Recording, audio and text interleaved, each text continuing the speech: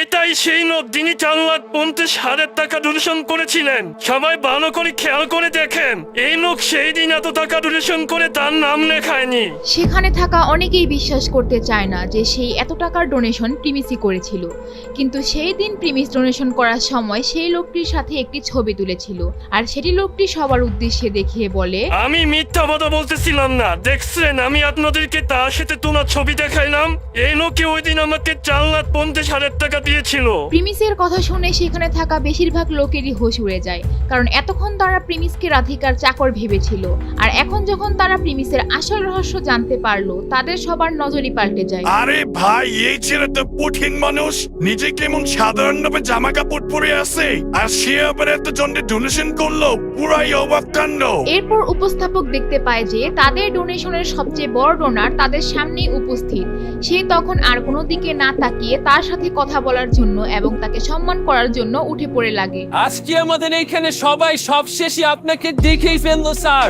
আমি মন থেকে আপনাকে থ্যাংক ইউ দিতে চাই, কারণ আপনি বাচ্চাদের জন্য এতগুলো টাকা দিয়েছেন। এটা এই গরিব বাচ্চাদের অনেক উপকারে আসবে। আচ্ছা স্যার, আমি কি আপনার নাম জানতে পারি? আমার নাম প্রিমিস। আচ্ছা, আপনার নাম প্রিমিস, কিন্তু আমার মনে হচ্ছে আপনার এটা ফুল নেম না। আচ্ছা, আপনি কি আমাদের আপনার ফুল নেম বলবেন? জি, বলতে পারবো। আমার ফুল নেম হচ্ছে প্রিমিস চৌধুরী। ওয়াও, খুব সুন্দর নাম। নাম শুনেই মনে হচ্ছে খানদানি নাম, মনে হচ্ছে কোনো বড় পরিবারের ছেলে, আর আপনার সংস্কারও খুব ভালো। আচ্ছা, সবাই প্রিমিস স্যারের জন্য একটা জোরে হাততালি দেন। সবাই প্রিমিসের জন্য জোরে জোরে গণতালি দেয় এবং সবাই প্রিমিসের নামে গুণগানও শুরু করে দেয়। এইগুলো দেখে প্রিমিসের মনে খুব ভালো লাগে এবং একটু পর পরিবেশ শান্ত হয়। এখন আমরা প্রিমিস স্যারের সাথে কিছু ছবি তুলবো। আমাদের এই ডোনেশন ফান্ডের সবচেয়ে বড় ডোনার প্রিমিস স্যারকে আমাদের সাথে ছবি তোলার জন্য আহ্বান করব। প্রিমিস ছবি তোলার জন্য রাজি হয় এবং স্টেজ থেকে সে রাধিকার দিকে তাকিয়ে দেখতে থাকে, আর এই দিকে রাধিকা তো বিশ্বাসই করতে পারে না যে এত বড় ডোনেশন আর কেউ নয়, প্রিমিসই করেছিল। এরপর প্রিমিস সবার সাথে ছবি তোলার আগে উপস্থাপকের সাথে কিছু একটা বলে। আচ্ছা, আমার একটা কথা ছিল, আমি কি আমার কোনো একটা ফ্রেন্ডকে স্টেজে ডাকতে পারবো? হ্যাঁ স্যার, অবশ্যই। এটা আমার প্রশ্ন করার কি আছে, আপনার যারে মন চায় আপনি এখানে নিয়ে আসেন। এরপর প্রিমিস রাধিকাকে নিয়ে স্টেজে আসে, আর এইদিকে সবাই তার জন্য স্টেজ ক্লিয়ার করে রাখে। স্টেজের এক পাশে চারু উঠে দাঁড়িয়ে থাকে, আর সেটা দেখে সেই ইভেন্টের দায়িত্ব থাকা লোকটি তার সামনে গিয়ে বলে, ম্যাডাম, আপনি এখানে কি করতেছেন এখনো? আপনি নিচে গিয়ে বসেন, আমাদের গেস্টরা এখন ছবি তুলবে। আমরা আপনাকে এখানে আনানো করতে পারবো না, আপনাকে এর আগেও বারণ করা হয়েছিল। না, আমি নিচে নামতে পারবো না। আমি এখানে কয়েকটা ছবি তুলবো আর 2-1টা টিকটক ভিডিও বানাবো। চারু আর আকাশ যখন শুনে এই 4,50,000 টাকা আর কেউই না, প্রিমিসই ডোনেট করেছে, তখন তাদের যেন পায়ের নিচ থেকে মাটি সরে যায়। আকাশ তো লজ্জায় চুপচাপ নিচে গিয়ে বসে পড়ে, কিন্তু চারু কোনোভাবেই তা সহ্য করতে পারছিল না যে রাধিকা এই স্টেজে গিয়ে সবার সাথে ছবি তুলবে। ম্যাডাম, আমরা আপনাকে তখন থেকেই না করেছিলাম, এখন আর আপনাকে সহ্য করতে পারবো না। আপনার যদি ছবি আর টিকটক বানাইতে হয় তাহলে আপনি স্টেজ থেকে নেমে গিয়ে এগুলো করেন। এরপর চারু কোনো সিন ক্রিয়েট হওয়ার আগেই স্টেজ থেকে নেমে আসে, কারণ সবাই যদি শুনে তাকে স্টেজ থেকে নামিয়ে দেওয়া হচ্ছে জোর করে, তাহলে সে আরো অপমানিত হবে। এরপর সবাই ছবি টবি প্রিমিসের সাথে তোলার পর প্রিমিস আর রাধিকার জন্য শুধু স্টেজটা খালি রাখে। প্রিমিস স্যার, আপনি কি আর কিছুক্ষণ আমাদের সময় দিতে পারবেন?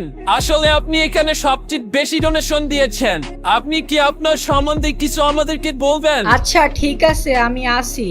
আর আপনারা কি জানতে চান আমার কাছে বলেন। স্যার, কিছু মনে না করলে যদি বলতেন, আপনার সাথে যে মেয়েটি আসছে উনি কি আপনার গার্লফ্রেন্ড হয় নাকি? হ্যাঁ, আপনি ঠিক ধরেছেন, রাধিকা আমার গার্লফ্রেন্ড। প্রিমিস এটা বলার পর কিছুটা ঘাবড়ে যায়, কারণ সে ভাবছিল এটা যদি এখন সবার সামনে রাধিকাকে বলে, সে যদি আবার মানা করে দেয়। কিন্তু যখন প্রিমিস রাধিকার দিকে তাকায়, তখন সে দেখতে পায় রাধিকা লজ্জায় মাথা নিচু করে আছে। আচ্ছা ঠিক আছে, তাহলে আমরা পরের প্রশ্নে যাই। আপনি এত বড় টাকার ডোনেশন দিলেন, তাহলে আপনি আপনার নামটা কেন লিখলেন না? এইটার আমি সোজাসুজি উত্তর দিতে চাই। আমার এই ডোনেশনের মেইন উদ্দেশ্য ছিল বাচ্চাদের জন্য, যাতে বাচ্চাদের সুন্দর একটা ভবিষ্যৎ হয়, আর তাদের জন্য পড়ালেখা খুবই গুরুত্বপূর্ণ। আর এইগুলা করে আপনাদের এইখানে সবার মাঝে সম্মানিত হয়ে ছবি তোলার কোনো ইচ্ছাই আমার ছিল না।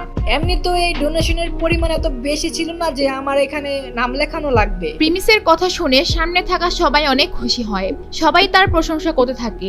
প্রিমিস তাদের সবার দিকে তাকিয়ে দেখে সবাই অনেক খুশি তার এই আচরণে। কি আর বলবো স্যার, আপনার কথা শুনে আপনার জন্য আরো সম্মান বেড়ে গেল।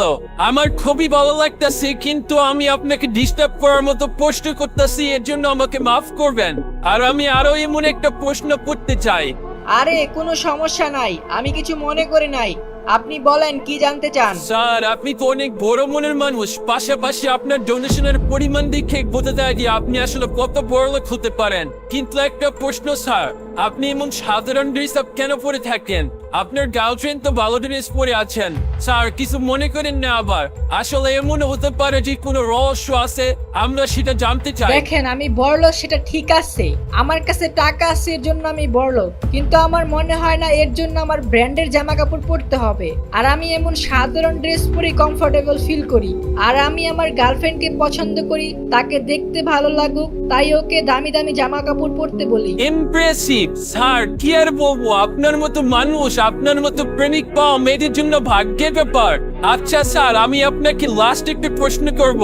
আপনি যেভাবে সাধারণ জীবন যাপন করেন, এই কারণে কি আপনার জীবনে এমন কোনো মানুষ পাইছেন যারা এমন চলাফেরা দেখি, আপনার এমন জামা কাপড়, আপনার এমন লাইফস্টাইল দেখে আপনাকে অপমান বা আপনাকে ছেড়ে চলে গেছে? হ্যাঁ, অবশ্যই হয়েছে, শুধু একবার না কয়েকবার হয়েছে, এমনকি আজকে ইভেন্টে আসার পরেও হয়েছে। প্রিমিস অমন ছেলে ছিল না যে সে কারোর সাথে বদলা নিবে বা সে তার স্ট্যাটাস দেখিয়ে কাউকে ছোট দেখাবে। সে সবার সাথে বসে মিশতে চায়, কিন্তু চারু আর আকাশ আজকে লিমিট ক্রস করে দিয়েছিল। এর জন্য সে তাদের ভাষায় তাদেরকে জবাব দিতে চায়। আর সে এটা শুধু তার জন্য না, রাধিকার সাথেও তারা খারাপ ব্যবহার করেছিল। কিছুক্ষণ আগে আমি এই সামনের টেবিলগুলোয় বসেছিলাম, সেখানে একটা ছেলে আমাকে বলতেছিল আমি নাকি ভিখারি, রাস্তার ছেলে, চাকর, আরো কত কিছু। এমনকি তার গার্লফ্রেন্ড আমার গার্লফ্রেন্ডের ড্রেস দেখে বলতেছিল আমাদের মতো লোকদের জন্য এই ব্র্যান্ডেড ড্রেস না।